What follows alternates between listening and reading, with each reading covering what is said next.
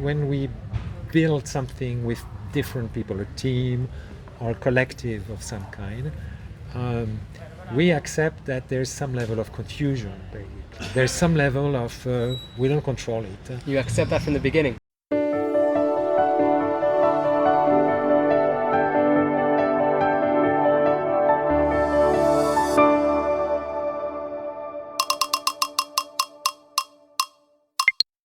Hello, Ed. Good afternoon. How are you doing? Hello. I'm very good, and you? I'm doing great. A pleasure to be here. Really happy to come all the way here to the ministry in Nepal, and I love all the beautiful work you were just talking about. Before we turn the camera on, and it's amazing the work you do, and we'll also connect it later on. Your NGO and amazing projects. But I want to take for a second a step back. We said in life that you basically you go like to the top CEOs and to people that they're already the head of the organization, they're the leadership, and you basically help them take that organization, company, whatever it is, even to the next step. So they already achieved things in life, but you also help them to push forward and basically to be a better leader and to be right, basically take wherever their place they are right now to the next step. So that's really nice, and I think it's more than nice because it's amazing. It's people that have got achievements, but I really do believe. Now we spoke about also before camera that we're all here basically to serve a purpose greater than ourselves, but us as leaders, is something that I believe we all have inside of us. So you don't have to be a top CEO to be a leader. You're a leader of yourself, number one, right? So I was wondering, like, from all of your experience, and you have lots of experience, you work with people all around the world, Africa, Japan, America, Europe, like all over. So more like the three main characters that leaders need to have. Again, as a leader, each person leader to himself that can help them grow in life and basically thrive as leaders for themselves, and then of course also be an example for other people. Very cool. Well, it's a great question, and the first things that come to mind for me is for any leader or human being is to live in integrity with who you are, and integrity is also bringing authenticity, and that is very critical because if you bring integrity and authenticity, then you will actually live a better life in general, less stressful, and more powerful. So that's the first recommendation that I make. What is it that bring an extra level of integrity to whoever and whatever you do, actually. Integrity towards yourself or integrity towards other people, or both? Like integrity towards yourself first, and then like, who am I really? Who am I? And how can I make a difference? And what are my own values? And how do I translate my own values in a way that makes my life more authentic? That will really help, really, really help. And so, of course, it's the famous understanding of know thyself, right? That's very, very critical for me. Right. So that's step number one, because a lot of times, like these days, people will sometimes live a life of basically what they think other people think they should be, so they're not living themselves, which I think that's amazing. I just spoke to a guy that climbed Everest like 10 times, and I asked him, like, what you saved people, you did things like, what's like the first thing someone should do in life in order to grow? He said, first, know yourself, like you said, like have integrity for yourself, be authentic. So I really love that one. Is that something that each person could do, or is that like only top leaders? Like, is that creating that integrity? Is that some each person can do? What I think is interesting when we are at a certain level of people that have quote unquote power in their enterprise, in their environment, is to give them also to the possibility to give other people the possibility to create. And that's my second point, is that our ability to co-create with others. And part of the challenges that I see in today's world is that we create a world that is too much about performance in a way that will only create financial performance and doesn't create enough balance between what the Nepali here, we are in Nepal, right, would call happiness, or the capacity to have a balanced life. That's, I think, it's very, very critical, is to give enough opportunity for people to. If I want to be extremely direct, I would say that I have worked in environments that looked more like golden prisons than they looked like real environments where people can express themselves and really create a difference for themselves and live in integrity with themselves. So how can we create a bit more freedom in our way of living? Is that a way of leading, like you said, creating more freedom in the way of living? Is that something inside or outside? Like creating freedom where? Always start with the inside, you know.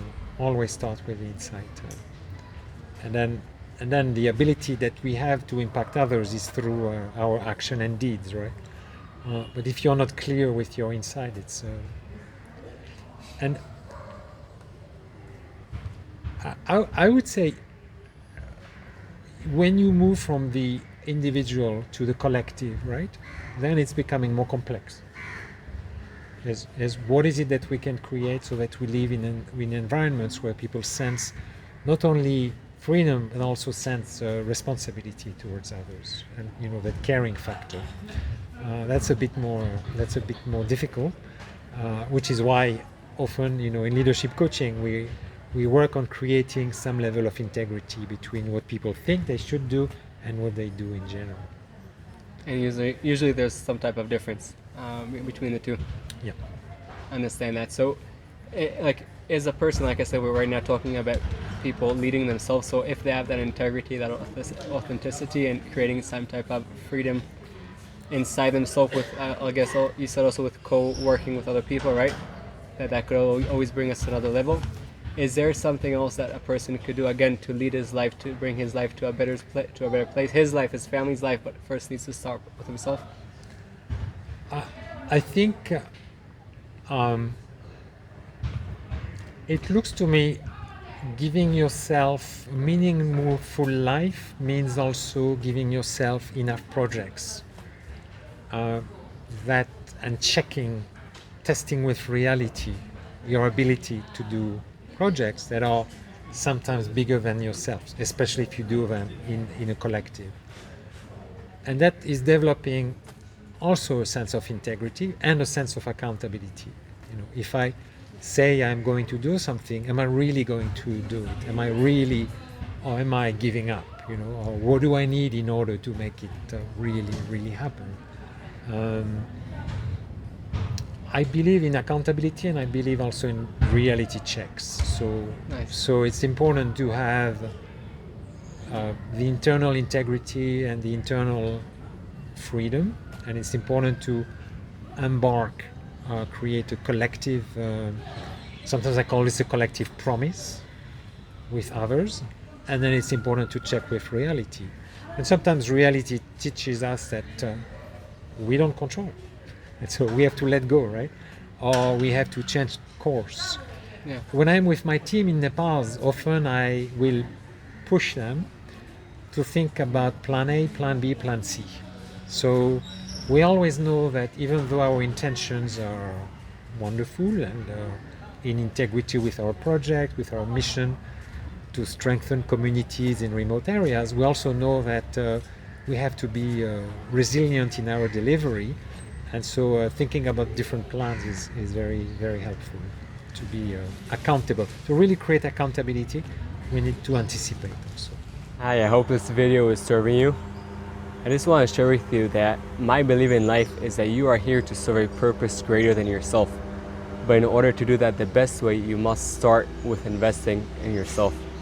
Enjoy the rest of the video. That's beautiful. I think what you said about the accountability part, and also about, you help connect people over here in villages and remote areas.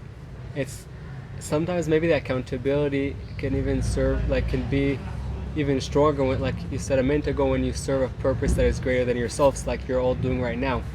And I think the beautiful part, and correct me if I'm wrong, you're also, for your whole NGO and the whole organization, you're creating accountability with a purpose that is greater than yourself. but it's also teaching the organization and everyone else to let go and surrender. Because like you said before, like you always have plans, but then plan A might not work, and then it'll go to B and then C. So it's kind of like giving and getting. It's like Yeah. it's really It's nice. absolutely true. Thank you for summarizing it that way. And if you want, it's interesting because when you do it that way, you also reclaim or claim again that space of freedom inside, right? So Your if you, freedom. yeah, if you stick to plan A and plan A doesn't work, you lose your freedom in a way. You can lose. You have a risk to lose your freedom. If you have plan B or plan C, you reclaim your freedom in the same time. So it's really cool because you create that process by which you still can do not exactly what you were thinking was plan A, but you do it in a way that is achieving something and preserving your freedom of action in a way, your freedom Wow. of. That's beautiful. It's cool, Because no? yeah, then you also you go back to the integrity and the authenticity. Because Yeah. if you're authentic with yourself, so you like if it's the ego that is driving you, so no, plan A has to work. This is what it is. Right. But if you're listening inside and you're authentic, so then I love that. And then oh. And like I've written a book called Co-Inception, and then Co-Inception Leadership in Order to Thrive. And the idea is that we build something with different people, a team or a collective of some kind. We accept that there's some level of confusion, basically. There's some level of we don't control it. You accept that from the beginning. We accept that from the beginning. Oh, wow. Right? And then we accept by being confused ourselves sometimes, not completely realizing what's the end result going to be. We accept that it can be plan A or plan B or plan C, and then by miracle it happens. Wow. By Beautiful. magic it happens. Right? Wow. And so that element of freedom you recapture by your thinking in terms of plan A, plan B, plan C, and by the acceptance that chaos is part of life.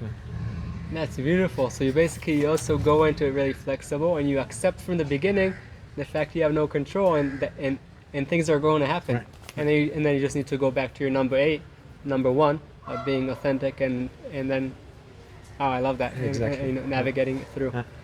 That's really beautiful, and I want to circle back in just a few minutes because I don't want to miss this part. You're doing beautiful work. I won't say work. You have a beautiful mission over here that you created, the NGO here in Nepal. Many of us that we live in countries that have developed. For us, for sure, we have a computer. We could connect it. Over here, like the work you brought here to Nepal of connecting people. I'll say from what we spoke before, first to themselves, and then through that also connected them to the options outside. That it's amazing. Like I think it's really great, and I want to understand how can people from the outside first, if someone wants to support or if he wants to read more, is there a way to find out more about it? And also if you just want to say a few words about the organization, that way people get some more of an understanding, because that's leadership.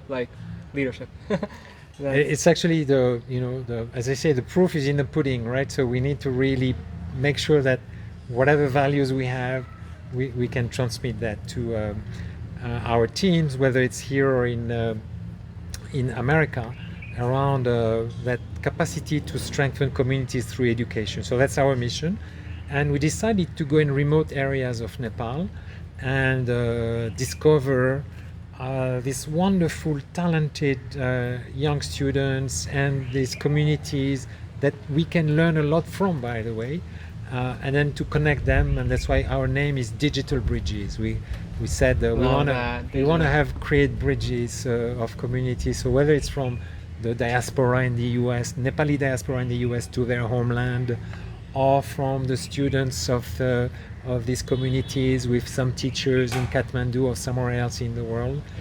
We want to really tell them that despite the fact that they're in remote areas, they are connected and we are connected to them, and we still can continue learning from them and they learn from us. Love it, both ways. That's all one. both ways. That's really the intention. Nice. And ultimately,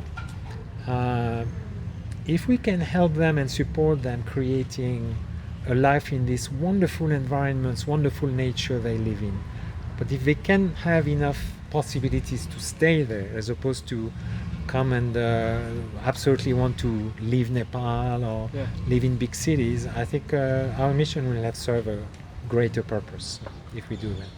Oh, I'm sure. Yeah. I have. Well, regarding the beautiful areas they live, I just came back from backpacking, so that I could say for sure. But also, what you just now showed me before about the beautiful work and that connection that you do between them to the rest of the world, and how it works both ways, like you said, and you're giving them that opportunity. I think that's really beautiful. I'll also put in the comments below. People could go into the website and look more into that. Please. I think it's amazing for each person just to learn from that. And also, of course, And- your book. Everything's beautiful work. I really appreciate it. Everything. Thank you. One more thing is for us, now we are so convinced that we have a great tool that people can use in different ways, whether it's for schools or communities that are in remote areas, so we help them be connected. We believe that we will go in other countries than Wow. Nepal. So we have a big plan to have 100 of our computer learning environment centers installed in Nepal. And we That's a lot. believe that when we have around 20 or 30, we can start going to a different country. So we can And- also impact other communities throughout the world that would benefit from this little help, like little leverage point, like really helping people, get to. But it has to be them, right? Getting to a different stage in their life journey. Wow, you just said a beautiful word. It has to be them. So the computers is like the point here is like them, like they have to bring them themselves, and then the computer will be a tool that can help them to do that connection. But we spoke out off camera. First, you want them to bring them themselves, and the computer will be an instrument that would help them to do that connection. Exactly. And I think that's beautiful because you're creating. We're all people. We're all human beings, and you're creating a one. I'll say it's not an entity, it's just a one whole of human beings that we all learn from each other, but it all starts within us inside, and the technology is a great tool, but it's a tool. Yeah, exactly. It's a very important factor. And even though we live in a world where, if you don't have technology, you basically can't exist today, right? We also think that technology is just a mean to help us be better interrelated, better communicators, and create a better understanding of who we are as human beings. So, yeah, just a tool. I'll say first, of course, Dhanyabad. Thank you for all of your beautiful work. I know it's really amazing. It's inspiring. Also the work, of course, you do here, but also all the leaders that you help all around the world. When you help a leader in a business, so they inspire the people around them, and then that's their families, and the circle just grows. So it's beautiful. Yeah. I really appreciate your time, because I know you're busy here with your mission. So I really value the time that you gave, and wish the best with the organization, and hope to see you again. Thank you. We have created a nice bridge here. Yeah, for sure. And I really like the name of the company. Yeah. It's really nice. Digital Bridges for Nepal, right? That's our name. Yeah. That's bridge. Just Thank makes you it- so much here. I appreciate it. Thank you very much for your time. See you Thank soon. you. Feri Betola, as they say here. Arrivederla. Oh, We'll see you soon. Oh, okay. See you soon. Sounds great. Thank you very much. Bye. Bye-bye. I hope you enjoyed the video and you got some tools to overcome your challenges and light your path. For us to help other people, please press that thumbs up and subscribe to the channel. And don't forget that the most amazing things in life are the one you take for granted.